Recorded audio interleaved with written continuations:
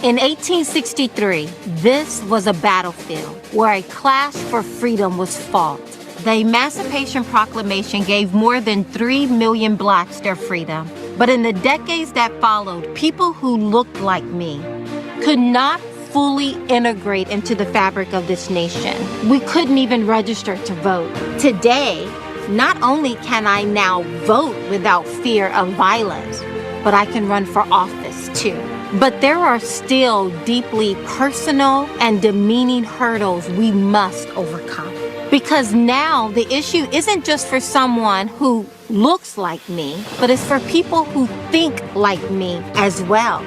People who think like me are being canceled, bullied, fired, threatened, and deplatformed. We're told that Black Lives Matter, except of course my Black life, because I'm a Black conservative. What you just saw there is a political ad for Kathy Barnette, a candidate for U.S. Senate from Pennsylvania. And if elected, she would be the first Black Republican woman to join that specific chamber. Kathy Barnette, we're pleased to have her. She's joining us live. There she is. She's also the author of this book here, Nothing to Lose, Everything to Gain, Being Black and Conservative in America. Kathy, good to see you. My goodness, that campaign ad getting a lot of attention. I want to ask you about that, about your choice. Why get in this race? And what is your message here? Because you know you're going to be met with a lot of criticism and you still choose to press forward. Yes, you know what? Oh my goodness, like where do I begin? It has been such a whirlwind since we announced yesterday. I have gotten so many endorsements. The video is already at a little bit over 500,000 views, and the support has been amazing. I'm very grateful that people understand what it is or appreciating what it is that we are offering our nation. We're in a battlefield right now, and it's not a battlefield of bullets or fists. It's a battlefield of ideas. And the chief idea or the chief question that is being asked right now is, who are we? Who are we as a nation? Are we a communist nation?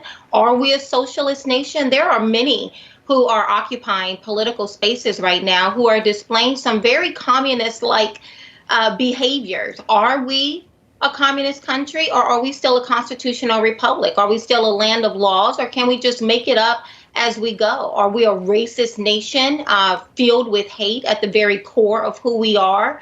I believe something different. My life journey growing up on a pig farm, I grew up in a home with no installation, no running water, an outhouse in the back and a well on the side. Like I said in the campaign ad, I grew up in a very impoverished situation, and yet I was able to claw my way from up under that rock. And chiefly, it was because no one looked at me and told me I was a victim. I don't recall anyone in my family looking at me and telling me all the odds are against me. And so I put my head down, figured out what I needed to do, the simple rules in the road of carving out a respectable life for myself. And that is a message that the Democrat Party is just dousing water on time and time again. And just to be clear, you're running for U.S. Senate, right? Not Pennsylvania Senate.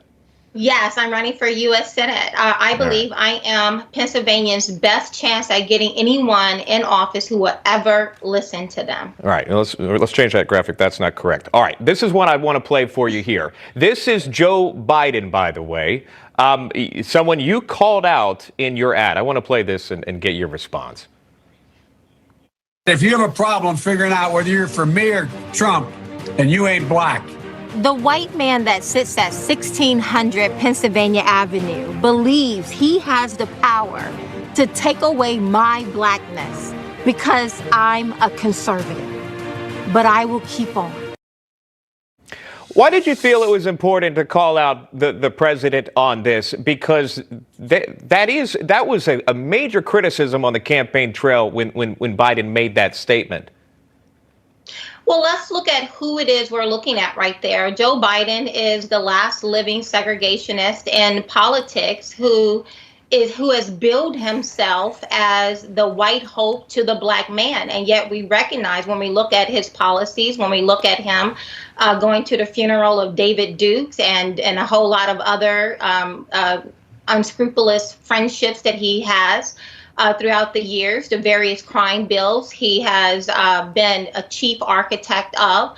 We see some major problems with this man. He's been in office longer than I've been alive, and yet all of a sudden he's going to start saving Black folks from all of our woes. I don't think so. But let's also look at what it is we were just watching there.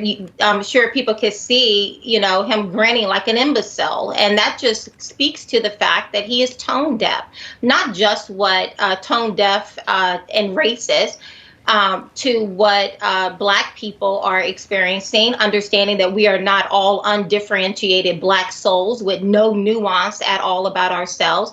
But look at how tone deaf he is with the humanitarian crisis we're experiencing right now at the southern border. Look at how tone deaf he is. I just read an article a few moments ago of how they have already offered sanctions to Iran with their first indirect conversation with the country. This man is the shell of an individual who has been allowed to sit in the highest office in the land. And it is a disgrace, but it's not just him.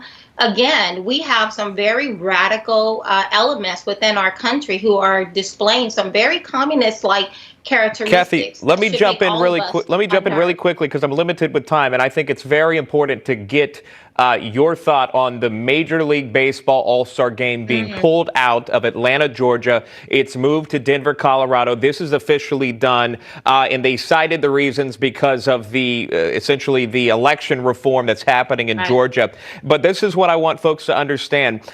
Atlanta, and this is according to the census, is 50% Black. They have moved it from a city that's 50% Black to 9% Black in Colorado. 30% of the business in Atlanta is Black-owned businesses. How do you make sense of that when you're going to cost Cobb County potentially to lose $100 million that would have went to Black communities?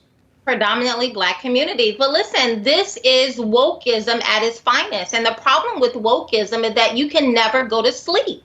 You can never take a nap when you're woke. You have to forever be woke. And Sharon Osbourne just found out the reality of that. There is never a time when you're living under wokedom that you are allowed to think for yourself. And that's what we just experienced right here. To your point, moving it from a predominantly Black community to a overwhelmingly white community or non-Black community and calling it something positive for the Black community is truly illogical. And let me just say in closing that I've been Black all my life. Believe it or not, I've been Black all my life. I know a whole lot of Black people, and I don't know one Black person who does not have an ID. I know Black people across all socioeconomic, across all education spectrum, different zip codes everywhere. I still have family who are living on that pig farm, and I don't know one Black person who does not have an ID. It's a very racist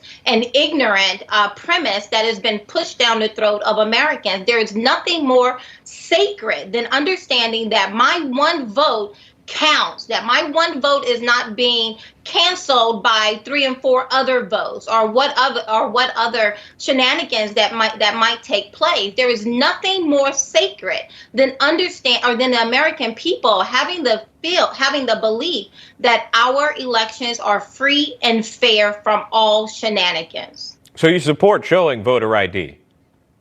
Of course I do.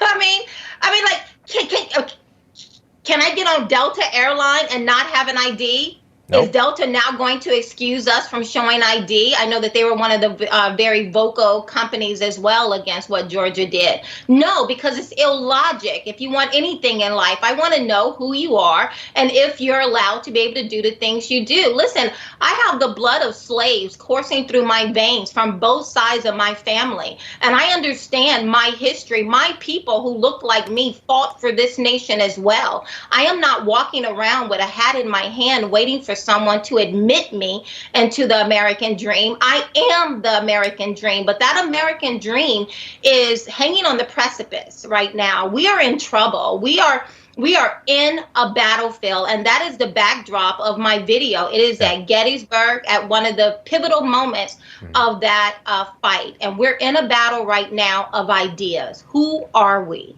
That is U.S. Senate candidate from Pennsylvania, Kathy Barnette, joining us live. We hope you join us again. Keep us updated on your journey.